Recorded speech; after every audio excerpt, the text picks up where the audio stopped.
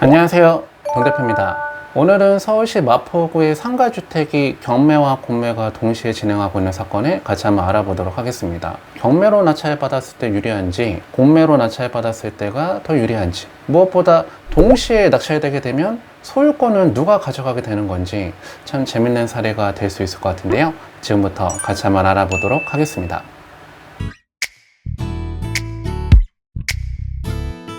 먼저 경매로 나온 물건 정보를 같이 보시면 사건 번호 2023타경 59352번 사건이고요. 소재지는 서울특별시 마포구 선산동에 위치하고 있는 물건입니다. 물건 정별은 상가주택이고 토지 면적 약 43평, 건물 면적 한 115평 정도 되는 물건이 감정가 19억 정도에 나왔다가 이후에 유찰돼서 12억까지 가격이 떨어져 있는 물건입니다.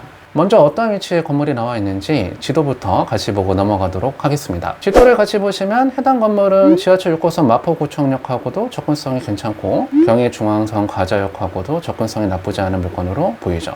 무엇보다 바로 인근 지역에 상암 DMC 첨단산업단지가 위치하고 있어서 일자리하고도 접근성이 나빠 보이지 않는 건물이 경매와 공매가 동시에 나와 있는 물건입니다. 그 다음에 사진을 같이 한번 봐보면 비교적 중신축 물건으로 보이고요. 여기가 주차장 모습이고 약간은 경사지에 소재하고 있는 건물로 보이죠. 그 다음에 건물 내부 사진을 같이 보시면 여기 지하층의 모습이고요. 여기가 1층 부분, 그리고 여기가 2층 부분, 그 다음에 여기가 3층, 4층, 5층까지 소재하고 있는 물건이네요. 굉장히 여러 세대를 임대를 줄 수가 있는 물건이기 때문에 임대 수익률도 나빠 보이지 않는 물건이 나와 있는데요. 해당 지역은 지금 현재 재개발에 대한 이슈가 있는 바로 모아타운이 추진하고 있는 지역입니다. 해당 건물은 저 대상지 섹터 내에 소재하고 있는 물건이기 때문에 나중에 모아타운이 성공적으로 진행될 수가 있다라고 하면은 마포구의 새 아파트 입주권도 한번 받아볼 수가 있는 물건이라고 하는 거죠. 나중에 저 위치에 아파트가 지어지게 되면은 2,000세대가 넘는 대단지 아파트가 들어온다 이렇게 얘기를 합니다. 그러면은 임대 수익률도 괜찮게 바라보고 있다가 나중에 재개발까지 될 수가 있다라고 하면은 가치 상승이 많이 일어날 수가 있는 물건처럼 판단이 되는데요. 경매로만 나와 있는 게 아니라 공매로도 같이 나와 있다라고 하는 거죠. 여러분들이 공매 물건을 보고 싶으시면 사이트를 어디로 들어가시면 되죠? 바로 온비드 사이트로 들어가면 되겠죠? 온비드 사이트에 들어와 보니 방금 전에 우리가 경매로 봤던 물건이 공매로도 나와 있죠? 그 물건 관리 번호가 2023-14759-003번입니다. 소재지도 똑같고요. 건물도 똑같죠. 과연 이 물건이 동시에 낙찰되게 되면은 그러면 그때는 누가 소유권을 가져가게 되는 걸까요? 바로 잔금을 먼저 납부한 사람이 소유권을 가져가게 됩니다. 그러면 여러분들이 이렇게 경매와 공매가 동시에 진행하고 있는 물건이라고 하면은 어떤 게 더 이차의 기일이 빠른지 확인하고 이차를 들어가셔야 되겠죠? 아까 전에 보셨듯이 이 물건을 경매로 이차에 들어가시려고 하면은 이차의 기일이 2024년 10월 15일입니다. 그때 여러분들이 법원에 가서 이차를 참가하실 수가 있는데요. 공매 물건의 이차의 기일은 언젠가 2024년 9월 30일부터 10월 2일까지 최저가 13억에 진행하고 그 다음에 2024년 10월 7일부터 10월 8일까지는 최저가 11억에 진행을 하고 그 다음에 2024년 10월 14일부터 10월 16일까지는 최저가 9억 4천만 원에 진행한다 이렇게 되어 있죠. 이 물건은 경매로 이차를 들어가야 되겠습니까? 공매로 이차에 들어가야 되겠습니까?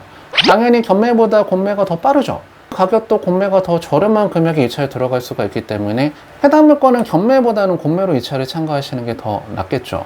그러면은 비슷한 시기에 낙찰되게 된다라고 하면은 잔금 지불하는 게 누가 더 빠르냐?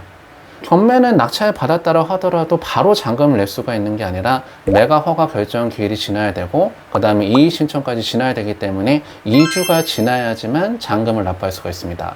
그런데 공매는 낙찰 받게 되면 그 다다음 주 월요일날 바로 매각 결정이 확정됩니다. 그때부터 잔금을 납부할 수가 있거든요.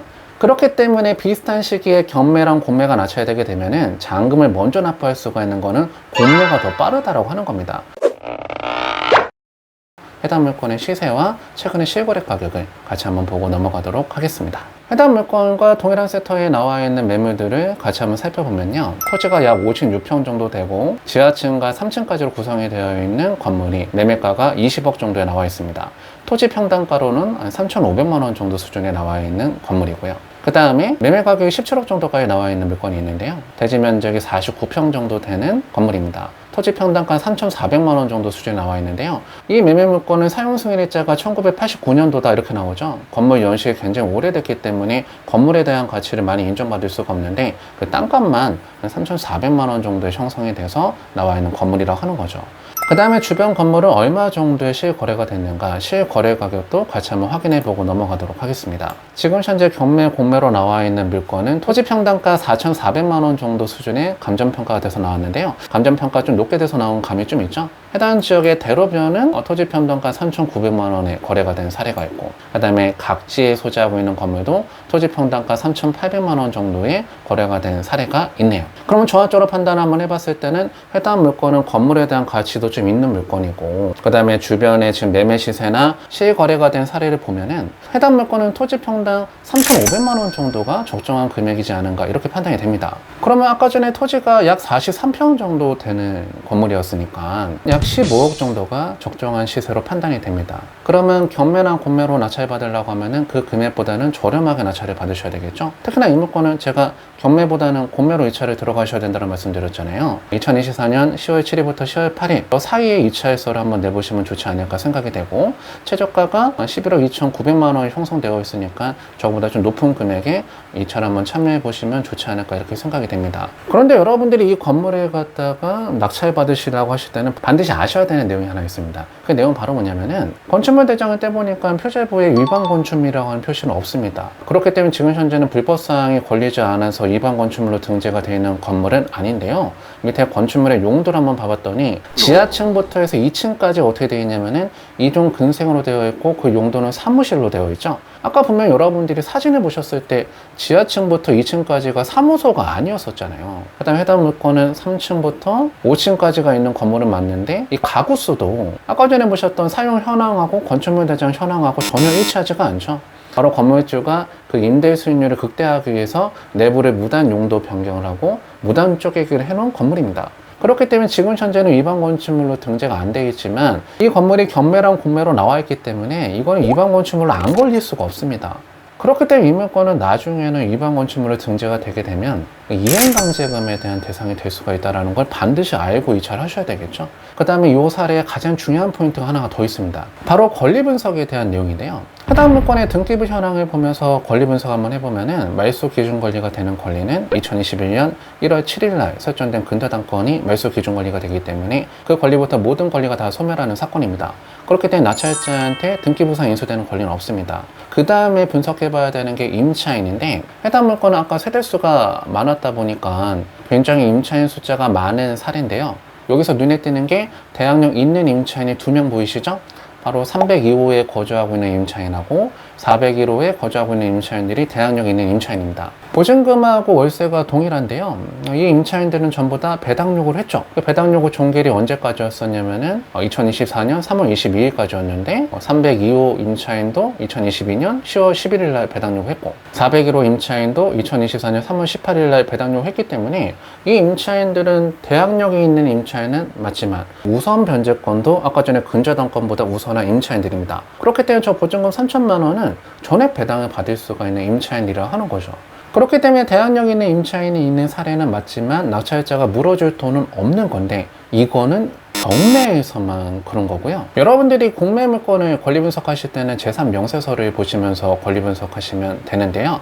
경매는 배당 요구라고 얘기를 하고 공매는 배분 요구라고 합니다. 임차인들은 반드시 배분 요구 종결일까지 배분 요구를 해야지만 배분금을 수령할 수가 있습니다. 302호 임차인은 공매로 낙찰된다고 하더라도 저 3천만 원에 대한 보증금 전액을 배분받을 수가 있다. 낙찰자가 물어줄 돈이 없는 거죠. 근데 아까 전에 401호에 거주하던 이모 씨 배분 요구 채권 신고 현황 한번 봐봤더니 안 보이네요. 경매 절차에서는 배당 요구를 했는데 공매 절차에서는 배분 요구를 안 했다라는 겁니다. 추가로 공매 절차가 진행됐을 때 한국자산관리공사에서 배분 요구하라고 통지서가 왔는데 난 전에 했으니까 안 해도 된다. 아마 이렇게 생각을 하셨을 가능성이 큰 것 같아요. 그래서 공매로는 배분 요구를 안 했어요.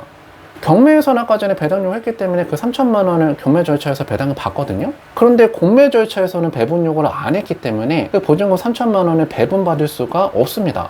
근데 이 임차인은 대항력이 있는 임차인이거든요. 그러면 어떻게 되겠습니까? 그 못 받는 보증금 3천만 원을 누가 인수를 해야 되는 사례인가? 바로 낙찰자가 인수를 해야 되는 사례라고 하는 거죠. 그런데 그 3천만 원 추가 인수되는 비용이 있다라고 하더라도 경매로 나와 있는 최저가보다 비슷한 시기에 공매로 나와 있는 최저 매각 가격이 더 저렴하죠? 그래서 이 물건은 3천만 원 추가 인수되는 비용이 있다고 하더라도 공매로 유찰 들어간 게 훨씬 더 유리한 물건이 될 수밖에 없겠죠. 그 다음에 잔금을 납부하는 시기도 더 빠르고요. 다만 뭐가 어렵습니까? 명도가 좀 어려울 수가 있기 때문에 경매로 이 차에 들어가려고 하는 금액보다는 좀 저렴한 가격 수준으로 이 차를 한번 참가해 보시면 좋지 않을까 이렇게 생각이 됩니다. 자, 오늘 여러분들하고 경매와 공매가 동시에 진행하고 있는 물건을 같이 한번 알아봤습니다. 이 경매와 공매가 동시에 진행될 때는 뭐가 이차의 기일이 더 빠른지, 그 다음에 어떠한 절차가 잔금을 더 먼저 지불할 수가 있는지 그런 내용을 확인해서 이 차를 참가해 보시면 좋겠죠. 아직까지는 공매가 경매보다는 좀 덜 대중적이기 때문에 낙찰 받았을 때 가격을 저렴하게 받을 수가 있는 물건들이 많이 나오고 있습니다. 그래서 여러분들이 이번 기회에 경매뿐만 아니라 공매 공부도 좀 한번 해보셔서 더 저렴한 금액에 물건을 취득할 수가 있는 그런 기회를 만들어 보셨으면 좋겠습니다. 자, 오늘 내용은 여기까지 해서 마무리하도록 하겠습니다. 오늘 내용이 도움이 되셨다라고 하면은 구독과 좋아요를 부탁드리고 다음 시간에 또 만나 뵙도록 하겠습니다. 감사합니다.